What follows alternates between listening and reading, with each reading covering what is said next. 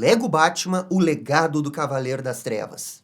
Depois de mais de 30 horas e 100% no game, eu estou finalmente pronto para fazer a minha análise completa, avaliando detalhes na história, nas missões secundárias, no mundo aberto e também talvez a pergunta mais pertinente que a gente pode fazer nesse momento envolvendo esse jogo. Lego Batman, o legado do Cavaleiro das Trevas, é tão bom quanto um jogo Arkham? As comparações não são assim tão levianas, considerando que esse Lego Batman pega diversos mecanismos de gameplay utilizados na franquia Arkham, especialmente no seu combate e também nas missões secundárias.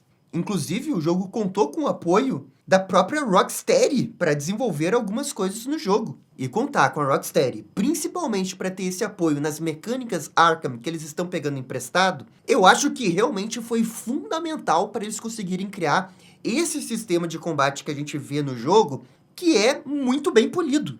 É um jogo suave que, ao pegar o controle e você começar a bater nos capangas, você não vai ter nenhuma dificuldade para se adaptar. A sensação que dá é realmente que você está jogando um jogo Arkham, só que versão Lego simplificada. Obviamente, bem mais fácil que um jogo Arkham, porque esse jogo precisa ser acessível para todas as cidades, ainda é um jogo Lego, só que tem uma coisa. Quando a gente entra no detalhe do gameplay e a gente começa a olhar um do lado do outro, a gente sente pequenas diferenças. No Batman Arkham Knight, que digamos assim é o ápice daquele sistema, frequentemente a gente vê o Batman pulando de um lado para o outro numa velocidade absurda. Isso acaba sendo muito prazeroso. Nesse Lego Batman, não. Assim, tem um limite do quanto que os socos do Batman podem ir para um personagem mais distante. Eu não considero isso uma coisa ruim, nem uma coisa boa. Uma coisa que eu vi muitas pessoas criticando em algumas análises é que o combate fica repetitivo. E essa é uma análise que eu acho que, poxa, depende muito. Claro que você vai estar basicamente o tempo todo enfrentando esses capangas, e sim, você vai apertar muito quadrado, muito Y para fazer contra-ataques. Basicamente, esses são os dois grandes comandos que você vai fazer. Mas se você se permitir ser criativo, eu acho que você consegue tirar bastante desse combate, mesmo sim ele sendo mais limitado ao Arkham Knight. O Arkham Knight, eu diria que tem uma finesse muito maior em como que você usa os outros gadgets no meio da luta. Por exemplo, aquela arma de gelo, aquela arma que dá choque.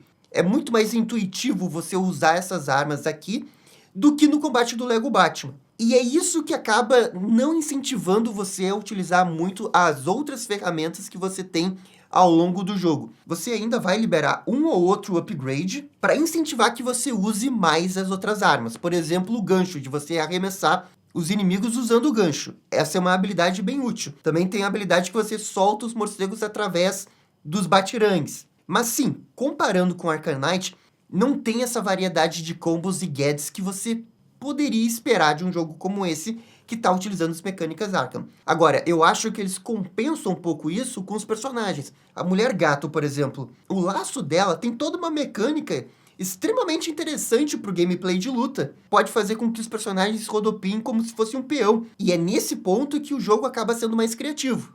Isso é bem legal, só que como você só vai usar a Mulher Gato no capítulo 2, e depois no pós-game para fazer os puzzles do Charada, você nunca realmente aproveita o máximo que essa personagem pode dar no parte do combate. E isso acontece com todos os outros personagens. Agora sim, se você pegar só o Batman e ficar spamando o botão quadrado para derrotar os inimigos, você provavelmente vai ter o mesmo sucesso do que uma pessoa que quer fazer de uma forma mais criativa. E tem aquela frase nos videogames que se existirem duas formas de fazer uma coisa, o gamer vai sempre preferir fazer a forma mais simples, a forma menos desgastante. E bem, spamar quadrado sem buscar os outros personagens só utilizando o Batman, realmente vai ser a forma mais simples. Agora, também não ajuda muito o Lego Batman que a gente não utiliza muito todo o potencial dos personagens ao longo do modo história. O que eu quero dizer com isso é que os capítulos são sempre Batman mais algum outro personagem. E apenas em um único momento a gente utiliza Asa Noturna e Batgirl. O jogo também, no pós-game, não deixa que a gente selecione outros combos de personagem além de Batman mais alguém. 99% do seu gameplay de 30 horas, o Batman tá ali. Sendo que você tem outros 6 personagens que você poderia estar utilizando para combater de um jeito mais interessante.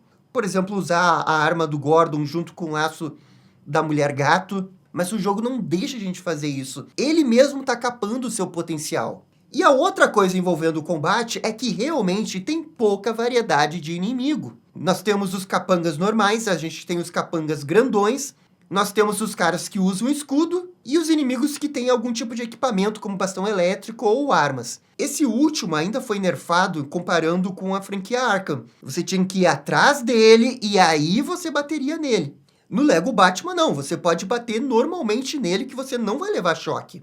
E eu entendo que é para ser um jogo Lego, é para ser mais fácil, mas eu acho que o modo combate, até no modo fácil, é muito, muito fácil. Se você parar para pensar, o cara do escudo do Lego Batman é basicamente o cara do bastão elétrico da franquia Arkham, porque você tem que ir atrás dele para bater. E o cara do bastão elétrico é só mais um inimigo que você bate.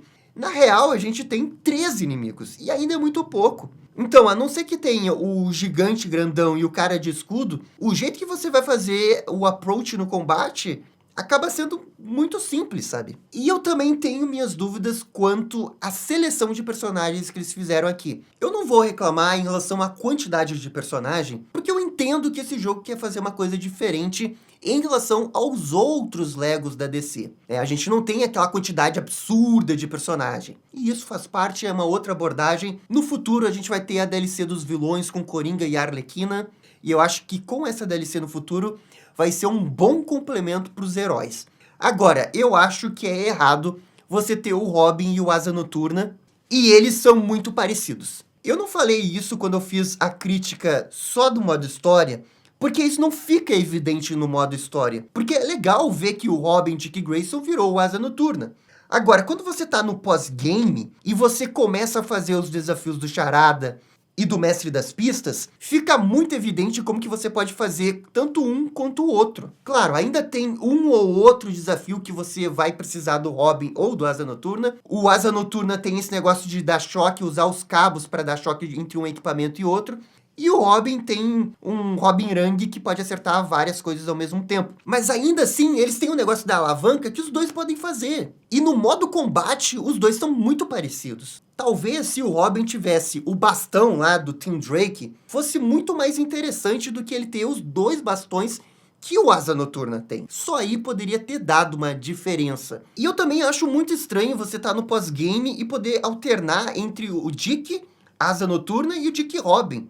Pô, eu não sei, eu acho que teria sido muito mais legal se a gente tivesse pelo menos mais um capítulo e eles introduzissem um outro Robin, seja o Jason Todd ou o Tim Drake, e esse Robin substituir o Robin Dick Grayson. Poderia ter as mesmas habilidades, só pra não ficar essa coisa meio estranha que o Dick Grayson uma hora é o Robin e outra hora é o Asa Noturna. Pra mim, né, em termos narrativos, não faz muito sentido. E a Talia al Ghul é uma personagem que tem as habilidades mais interessantes. Esse negócio dela usar a habilidade ninja para, entre aspas, se teletransportar para um lugar mais avançado, permite uns puzzles bem legais na hora do pós-game. É só que é uma pena que ela só é introduzida no final do jogo e basicamente você utiliza ela em quê? Uma fase? 2 fases? E são 2 fases que são bem scriptadas, né? A fase do Batmóvel e a outra fase no Asilo Arkham, que é bem pequena. Uma fase de verdade para Talia al Ghul, isso daqui não tem. E também me incomoda a parte narrativa da Talia entrar pra equipe depois dela ter sido derrotada. Cara, dava muito pra substituir a Talia pro Jason Todd, Capuz Vermelho. Se a história tivesse avançado um pouco mais na vida do Batman, dava pra ter feito mais um capítulo aí com o Jason Todd e ele virar o Capuz Vermelho. Eu acho que seria muito mais legal do que jogar com a Talia. Até porque a Talia não tem skins legais. Não faz sentido a Talia estar no grupo do Batman ali, sabe, depois de tudo que aconteceu na história. E já que tem poucos personagens, dava pra ter colocado um outro personagem sem ser a Talia. Até sou a favor de ter um capítulo que a Talia é a vilã, como a gente teve ali no capítulo 6. Batalha com ela é legal, mas eu acho que entre o capítulo 4 e 5, tinha que ter um outro capítulo que você introduz um segundo Robin, que é o Jason Todd. Nesse capítulo, talvez ele mesmo pudesse morrer, e ele fica em stand-by para voltar como Capuz Vermelho no capítulo 7, depois da parte da Talia. E aí sim a gente teria uma história mais robusta, com um personagem bem mais legal para jogar, que é o Jason Todd. Realmente, a minha grande reclamação envolvendo os personagens fica na escolha da Talia al Ghul. Acho que foi um erro colocar a Talia ali. Quanto à questão da jogabilidade dos personagens, entendo que cada um tem que ser mais ou menos parecido por conta do deslocamento, porque se eles não são iguais, né, você ia quebrar todo o multiplayer. E gosto que cada personagem tem 2 habilidades. As habilidades de cada um são ótimas. Eu só não sei se só 2 habilidades não é pouco. Talvez os personagens pudessem ter uma terceira habilidade para ajudar nos puzzles no final do jogo. E bem, vamos aproveitar aqui e falar do modo história, os capítulos. A gente tem 6 capítulos e a ideia, né, realmente a premissa do jogo é acompanhar a história de vida do Batman, adaptando livremente cenas que acontecem nos filmes do Batman, junto com um ou outro momento que a gente tem das HQs. É muito legal ver o Bruce Wayne envelhecer e é muito legal ver as cutscenes de passagem de tempo entre um capítulo e outro. Se tem uma coisa que esse jogo faz melhor que Arkham, é justamente nessas cutscenes, nessa criação da Bat-família, nessa passagem de tempo. Isso é uma coisa que eu acho que a franquia Arkham deveu muito. Não pelo jeito como o Batman interage com a Bat-família na franquia Arkham, porque eu entendo que aquilo é uma decisão narrativa, né, do Batman meio que ser grosso com todo mundo, porque faz parte ali do que eles querem fazer. Mas eu falo mais da passagem de tempo. É porque quando a gente começa o Arkham Asylum, a Bárbara já é oráculo. E só no Arkham Knight que daí a gente tem uma DLC pra jogar com a Batgirl, e a gente vê um pouco do momento que ela leva o tiro do Coringa. É muito pouco. A história é contada em pílulas, e a gente não vê a evolução disso. É diferente. Aqui no Lego Batman, a gente vê essa evolução. Claro que nunca vai ter um peso dramático como qualquer jogo da franquia Arkham, porque é Lego e é pra ser mais infantil, é pra ser mais simples. Os personagens têm que ser mais fofinhos nas suas atitudes, eles não vão brigar nem nada disso. Mas é justamente a passagem de tempo que faz toda essa história funcionar. Porque encaixa com a proposta do jogo, encaixa com o que você espera ver do jogo. Isso é muito, muito foda. Pra mim, é de longe a melhor coisa desse jogo. A cutscene de passagem de tempo pro capítulo 5 é 10 de 10, com Asa Noturna junto com a Batgirl cuidando da cidade. 10 de 10 aquilo dali. E no outro vídeo que eu fiz, eu não queria dar spoiler, mas agora, como tá liberado spoiler, eu vou poder entrar mais em detalhes do que eu gostei e o que eu não gostei da história. Para mim, o capítulo 1 começa muito bem, desde que a gente vê o Bruce criança, aí ele fica adulto, treina, volta pra Gotham, cria o Batman, e a gente tem essa primeira história, que é o Batman com o Gordon pra acabar com a máfia, e em paralelo a gente meio que cria o Coringa no final do capítulo 1. O capítulo 1, embora só aconteça numa ilha, que é a Tree Corner, é o capítulo com mais conteúdo do jogo. Porque tem mais fases, eles vão introduzindo elementos. Eu senti que a história perdeu fôlego. E ali o capítulo 4, o 5 e o 6, pra mim foram bem rushados. O que você joga nesses capítulos é bem legal. Pô, o capítulo 5 tem essa missão que é totalmente baseada lá naquela cena do Batman Cavaleiro das Trevas, que é excelente. Mas esse capítulo, cara, tem essa fase, aí tem uma missão que você faz no meio da cidade, que você vai indo de um lado pro outro por causa do Coringa, e aí você vai pro Asilo Arkham. E acabou. Tinha que ter mais fases, tinha que ter mais conteúdo aqui nesses capítulos. Pra mim, o primeiro capítulo do Gordon, ótimo. O segundo capítulo da Mulher Gato, também acho ótimo. Embora algumas fases pra mim sejam pequenas. A fase do museu ali, que é baseada no filme de 89, pra mim foi muito pequena. E assim que você termina essa fase, você já pode ir direto pra missão final. Não tem nem uma historiazinha entre uma coisa e outra, uma pontezinha que eles fazem pra criar uma coisa dentro do mapa principal. Não, você já vai direto pra missão final. E é isso que dá a sensação que talvez os capítulos sejam muito pequenos. Mas, de uma forma geral, até o capítulo do Robin, o modo história é ótimo. As fases são ótimas, elas são grandes. Pô, a fase da Era Venenosa talvez seja a melhor fase do jogo. Porque é aquela coisa de Lego Batman que você quer sentir, uma aventura com Batman e Robin. E você fica com aquele gostinho de que, poxa, talvez esse capítulo do Robin pudesse ser um pouco maior. Poxa, talvez esse capítulo da Batgirl pudesse ser maior. No capítulo 4 da Batgirl, quais são as fases? Tem a do museu, que é bem legal. E aí, né, você faz um monte de coisa no mapa, na Batcaverna. E aí você vai pra última missão do Senhor Frio, que é um chefão. Não tem nem a fase. É isso que me pega um pouco nesse modo história.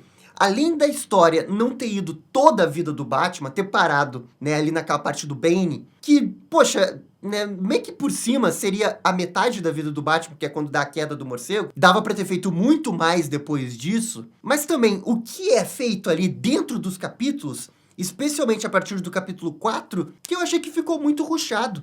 E as fases que tem são poucas. Como eu disse, quando tem fase, é excelente. A do Museu de História da Batgirl com Vagalume eu achei excelente. A do Tumblr achei excelente. Até do Batman Arkham Asylum, que nem é tão grande assim, mas eu achei que é bem maneira para uma fase, sabe, de grande clímax como aquela. A fase do capítulo 6, né, que embora seja só aquilo, é uma fase bem maneira. Mas tinha que ter mais fases indoor entre um capítulo e outro. Sei lá, eu acho que tinha que ter mais 2 fases grandes por capítulo. E eu não sei se eu não tô sendo duro demais, porque eu tô reclamando do que não tem, né? Porque eu acho que o jogo poderia ter mais mesmo. É só que o que tem, realmente, eu acho que é excelente. Entre as melhores fases Lego que eu já joguei. Claro, eu não joguei todos os jogos Lego, então não posso dizer com certeza, mas dos que eu joguei, pra mim essas são com certeza as melhores fases. Só que é aquela coisa, é tão bom que tu quer mais. Ou pelo menos tem algumas fases que poderiam ser maiores. A fase do museu do Batman de 89 que eu citei, que é um corredor e uma área central, e acabou. Claro que você fica mais tempo ali resolvendo os puzzles, mas é que o potencial da fase permitiria muito mais do que 2 salazinhas. Tem a outra fase lá do Homem-Pipa, que é a fase que você ganha o gadget para derrotar as plantas da Era Venenosa. Essa é uma fase que, poxa, dava para você ir dentro de toda aquela empresa e passar por vários corredores. Ela poderia ser muito mais criativa do que só uma sala grande que você segue os cipós para derrotar a planta da Era Venenosa. No fundo, essa fase é um tutorial para como derrotar as plantas. E o Homem-Pipa, sei lá, poderia ter tido uma fase melhor. Assim como o Rio de Escondimentos poderia ter uma fase melhor. Aliás, a fase do Rio de Escondimentos é ridícula. Nem dá pra dizer que é fase. E o capítulo 6, que é o grande final do jogo, você tem uma fase e você tem os 2 chefões finais, o Bane e a Talia. Os 2 chefões são bons, assim, não dá pra reclamar. Na verdade, é bem legal como você enfrenta o Bane com o Batman. E a batalha final com a Talia, ela é super maneira, super épica, né, do que dá pra fazer de um jogo Lego. E você utiliza todos os personagens também. Tem um trecho ali do Gordo com a Bárbara Gordon, mas realmente pra mim o jogo não deveria ter terminado ali, sabe? O jogo tinha que ter continuado, tinha que ter mais um ou outro capítulo. O que realmente pega nesse modo história do Lego não é que você tá jogando coisas ruins, é que você termina muito rápido, né? 10 horas eu já tava terminando o jogo. E pra mim, pra um jogo que custa tão caro, poderia ser um pouco mais. Só que também, né, a gente tem que fazer ressalva que esse é um jogo de mundo aberto. Quando você termina o jogo, você vai ter uma infinidade de coisas pra fazer no mapa. E aí que entram as side quests, que é o que eu tava louco pra conversar. Assim como tem na franquia Arkham, a gente vai encontrar diversos desafios do Charada. E uma grande novidade que tem no Lego Batman é que eles dividiram os desafios do Charada com os desafios do Mestre das Pistas. No total, a gente vai ter 120 desafios com os 2. É 61 do Charada e 60 do Mestre das Pistas. E eu achei, assim, ó, bem legal fazer todos os desafios. Não foi tão maçante quanto eu achei que poderia ter sido. Afinal, são 120, mas a verdade é que eu gostei desses desafios. Alguns são bem criativos. Mas claro que desses 120, eles repetiram, não são todos 100% inédito. Você vai perceber que tem 2 desafios que você tem que destruir um ônibus para pegar o desafio do Charada. Você vai perceber que tem um que você tem que alinhar com um holograma para liberar uma porta. Então tem desafios repetitivos, o que eu acho que nem precisava, né? Dava para tirar o excesso e ter deixado 100, né? Totalmente ok se fossem 100. Mas, cara, 80% deles eu acho que não foram repetidos, não. Eu acabei gostando bastante deles. Você pode argumentar que eles são muito fáceis? Eles são fáceis. Mas eu acho que até comparado com Arcanite, esses desafios você precisa observar mais o mapa. Porque sim, teve um ou outro que eu até que fiquei coçando a cabeça do que tinha que fazer. Quando você pega o ritmo e você entende como eles funcionam, aí vira barbada. Você logo entende que tem que pegar o Asa Noturna, você entende que tem que pegar a Batgirl, e aí você resolve facilmente. Mas realmente, no início, quando eu tava pegando a manha de como fazer esses desafios, eu realmente tava achando alguns bem melhores do que no Arcanite. E eu também gosto como que esses desafios não são só no mapa. Você também vai encontrar salas de desafios, tem as salas do Charada e tem as salas do Clue Master. As do Charada geralmente envolve você encontrar um espelho e posicionar objetos conforme o reflexo do espelho. E no primeiro momento isso parece ser muito trivial, mas à medida que você vai encontrando outras salas, elas vão ficando maiores e mais complexas, e eu achei que isso ficou bem interessante. Na boa, teve umas salas que eu fiquei uns 10, 15 minutos. Teve uma sala em específico que eu fiquei indo de um lado pro outro para tentar entender o que eu tinha que fazer. Até que eu entendi que tinha que deixar um inimigo dormindo, e aí sim, com atalho algum, e eu consegui resolver. Mas eu demorei um pouquinho para entender isso. Claro que tudo isso sem guia. E os desafios do Clue Master envolvem esse robô que você tem que levar de um lado pro outro, que são legais. Tem um que eu fiquei um pouco na dúvida no que tinha que fazer. Eu gosto bastante deles. E quando você completa todos, tem, né, um desfecho para essa side quest. Você enfrenta os dois numa grande sala com o Ultimate Desafio. E isso eu gostei pra caramba. É só realmente uma pena que a gente não vê esse tratamento com as outras missões. Por exemplo, a missão da Era Venenosa. Tem as plantas dela espalhadas por vários pontos da cidade, e toda vez que você completa, o Homem-Pipa entra em contato com você. Quando você faz a última missão, eu tava esperando que o Homem-Pipa fosse passar alguma informação importante, sei lá, a origem do problema dessas plantas, uma super, hiper, mega planta para enfrentar. Claro que não ia ser a Era Venenosa, porque nessa altura a Era Venenosa estava presa. Mas, pô, podia ter uma planta gigante que você iria enfrentar, sabe? Poderia ter um desfecho. É muito anticlimático você fazer toda essa missão e o Homem-Pipa só... E aí, Batman? Sabe, como side quest, eu acho que todas essas side quests tinham que ter um desfecho. E aqui é uma das que não tem. Mesma coisa que as missões secundárias do Gordon, que envolvem você coletar os papéis de procurados, né? Formar o perfil dessa pessoa. Aí o Gordon fala, vamos pegar esse meliante. Certo, vamos prender o meliante. E você vai, de fato, capturar essa pessoa. E fica muito repetitivo. Até porque quando você faz o perfil da pessoa e você encontra ela, ela não resiste. No máximo, uma tentou fugir de mim, mas... pô, eu peguei ela em 1 segundo depois. Tudo bem as primeiras serem bem simples, mas nas últimas missões dessa side quest, pô, os caras poderiam pelo menos resistir de um jeito mais interessante, sabe? Podia ter uma fuga e você ir atrás. O cara podia pegar um carro e você perseguir com um carro. Sei lá, faz alguma coisa, mas todas elas são exatamente iguais. E o grande desafio é... basicamente, você encontrar os pedaços de papéis que estão na rua. Pra mim, essa acabou sendo uma side quest que decepcionou. A side quest dos animais perdidos, pra mim, foi uma das melhores. Especialmente porque não tem nenhuma que é exatamente igual. Cada lugar tem um animal em específico e você tem que ficar procurando no mapa. E alguns são bem difíceis. Na verdade, esse foi o único momento que eu tive que usar guia. Porque na missão de encontrar os sapos, eu simplesmente não estava encontrando o último. Depois de uma meia hora procurando no prédio, eu desisti, olhei o guia e o maldito sapo tava nos trilhos, onde eu não tava olhando, eu só tava olhando o prédio, maldição. Mas, de qualquer jeito, para eu olhar o guia, eu reconheço que o sapo tava bem posicionado, ele tava bem escondido. Eu só acho também que, assim como a da missão da Era Venenosa, quando você termina todas, tinha que ter uma última coisa para fazer. Sei lá, a mulher do zoológico poderia entrar em contato e dizer: encontramos um último animal perdido. Mas não tem isso, né? Você completou as que estão no mapa e acabou. Sei lá, poderiam ter dito que o Homem-Gato, o vilão do Batman, o Homem-Gato, né, era o responsável em libertar os animais e você ter um confronto com o Homem-Gato, sabe? Sei lá, uma coisa idiota como essa. Não precisa ser super megalomaníaco, sabe? Eu só não gosto de terminar essas side quests que tem 10, 11, 15 coisas pra fazer e só receber um, oh, muito obrigado por terminar. Sei lá, sabe? Poderia ser mais. Outra missão secundária é a das realidades aumentadas. Em relação às corridas do Batmóvel, não tive nenhum problema, foram divertidas. Agora, nas missões de planar, não sei se sou só eu, mas eu tive muita dificuldade em algumas. Especialmente por causa da movimentação. Eu acho que eu tô muito com a memória do Arcanite, de como que funciona a planagem lá, e eu nunca consegui realmente me adaptar a essa planagem do Lego Batman.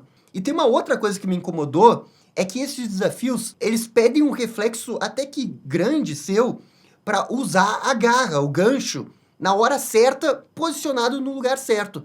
E frequentemente eu usava o gancho no lugar errado, sabe? Na correria. E eu tinha que resetar tudo. Quando você usa o gancho toda hora nessas missões, você percebe que o gancho não é tão perfeito como no Arcanite. Em vários momentos o Batman bate em uma coisa e ele fica grudado, até que ele larga o gancho. E isso fica muito mais evidente quando você tá correndo num time attack. Mas de uma forma geral, eu acho que essas missões de realidade aumentada são bem-vindas. Tem também a missão do Waylon Jones, né, o Killer Croc. Basicamente, a gente vê a evolução do Waylon até virar o crocodilo. E a polícia é um pouco preconceituosa, acha que ele tá envolvido no primeiro momento, sendo que ele não tá envolvido nos crimes. Essa daqui é a melhor sidequest, na minha opinião, porque tem uma história que eles vão contando através das missões. São missões divertidas porque geralmente envolve você observar um lugar, e aí os desenvolvedores foram bem criativos na hora de fazer alguns dos puzzles. E quando você completa todos, você tem um grande desfecho com o Killer Croc.